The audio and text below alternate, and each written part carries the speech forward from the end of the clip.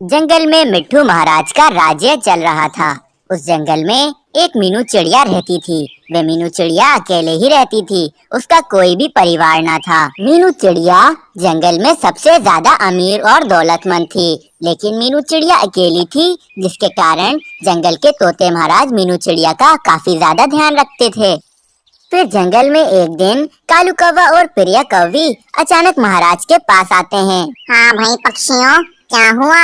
आप दोनों इस जंगल में रहने के लिए आए हैं क्या? जी जी महाराज, हमें एक दूसरे पक्षी ने यहाँ पर भेजा है और उसने कहा है कि जंगल के जो महाराज हैं, यानी कि आप जंगल के गरीब पक्षियों की बहुत मदद करते हैं। महाराज, हम लोगों के पास रहने के लिए घर भी नहीं है, क्या आप हमारी मदद कर सकते हैं? अब तोते महाराज कुछ देर सोचने के बाद कहने लगते हैं, हाँ हाँ, मैं कर सकता हूँ तुम दोनों की मदद। चलो सही है, मेरे जंगल में एक घर खाली पड़ा है, मैं तुम्हें वहीं पर लेकर चलता हूँ। फिर अब वे तोते महाराज उन दोनों को उस खाली घर में ले आते हैं।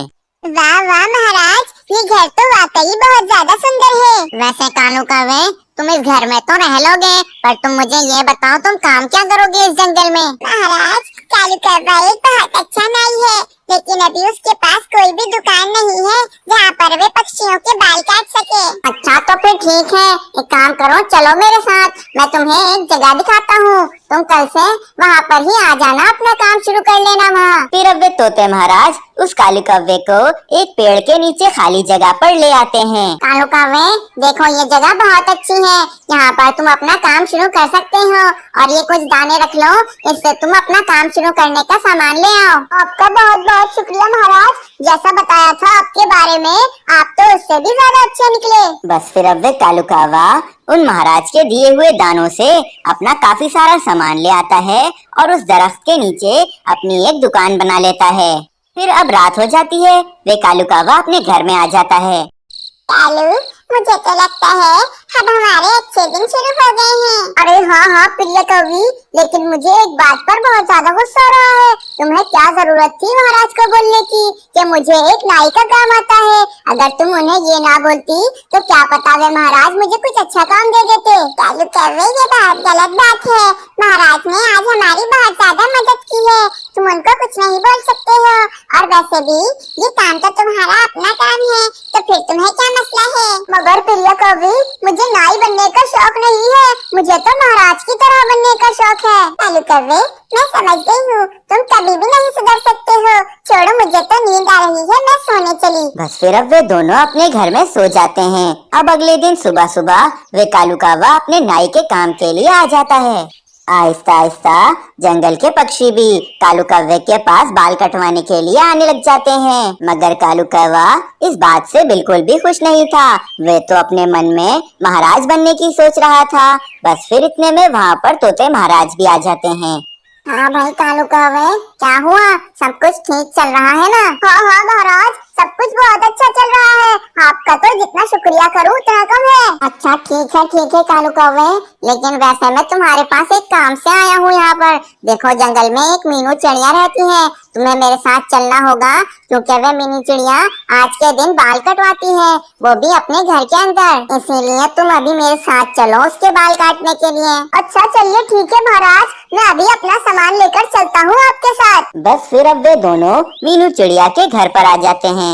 देखो मीनू चिड़िया, मैं तुम्हारे लिए एक नाई ले आया हूँ, अब ये तुम्हारे बाल काट देगा। महाराज, इस नाई को आज से पहले तो मैंने इस जंगल में नहीं देखा है। हाँ हाँ मीनू चिड़िया, तुम घबराओ मत, ये नाई अभी नया रहने के लिए आया है यहाँ पर। दूसरी तरफ वे कालू कौवा अपने मन ही मन उस मीनू चिड़िया की सारी दौलत हथियाने के चक्कर में लगा था, क्योंकि उसको पता था कि उसकी दौलत की सिर्फ वे मीनू चिड़िया अकेली वारिस है। फिर अब वे महाराज वहाँ से चले जाते हैं और अब वे कालू कौवा मीनू चिड़िया के बाल काट देता है। वे कालू कौवा मीनू चिड़िया के बाल काट कर वापस जा रहा होता है, तभी उसे वहाँ पर मीनू चिड़िया की एक सोने की चेन दिखती है। उस चेन को जमीन पर पड़ा देख कालू कौवा अपने मन में सोचने लगता है, क्यों ना मैं इस चेन को अपने साथ ले जाऊं, लेकिन नहीं, अगर मैं इस चेन को अपने साथ लेकर जाऊंगा तो मेरा इतना फायदा नहीं होगा।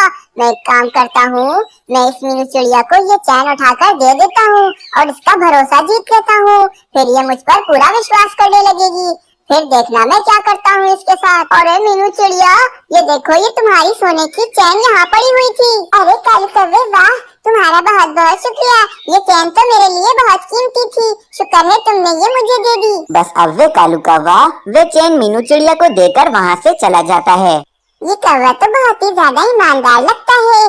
चाहता तो इसकी नीयत खराब हो जाती और ये चैन अपने साथ ले जा सकता था, लेकिन इसने ऐसा बिल्कुल नहीं किया और ये चैन मुझे दे दी। दूसरी तरफ कालू कौवा अपने घर में आकर अमीर होने के ख्वाब देख रहा था। तभी उसके मन में एक बात आती है। मेरे पास एक बहुत ही बढ़िया उपाय है। क्यों ना एक चील के साथ मिलकर उस मीनू चिड़िया के घर पर एक नकली चोरी का इंतजाम किया जाए। जैसे ही वे चील मीनू चिड़िया के घर में चोरी करने जाएगी, पीछे से मैं जाकर उस मीनू चिड़िया को बचा लूंगा।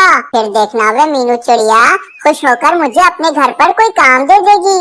फिर मैं उसका सारा सामान चुरा लूंगा। फिर यही सोचकर वे कालू कौवा चील के पास चला जाता है और उसे अपना सारा प्लान समझा देता है। ठीक है कालू कौवे, मगर मैं तुमसे इसके बदले में दाने लूंगी। हाँ हाँ ठीक है चील, जैसा तुम कहती हो मैं वैसे तुम्हें दाने दे दूंगा। पर अभी तुम जाओ मीनू चिड़िया के घर पर चोरी करने, मैं आता हूँ तुम्हारे पीछे पीछे। फिर कालू कौवे के कहने पर वे चील मीनू चिड़िया के घर पर चोरी करने के लिए आ जाती है। अरे चील, तुम ऐसे चोरी नहीं कर सकती हो। तुम ये क्या कर रही हो? मैं अभी जंगल के सभी पक्षियों को बुला लूंगी। फिर वे चील चोरी करके जा ही रही होती है, तभी वहाँ पर कालू कौवा आ जाता है। ये क्या कर रही हो तुम चील? क्या सोचा तुमने? मीनू चिड़िया अकेली है तो तुम उसके अकेले होने का फायदा उठाओगी। मैं हूँ अभी उसके साथ, मैं तुम्हें ऐसे चोरी करने नहीं दूंगा। बस फिर वे कालू कौवा उस चील से मीनू चिड़िया का सारा सामान लेकर उस चील को भगा देता है। कालू कौवे, तुम्हारा बहुत शुक्रिया।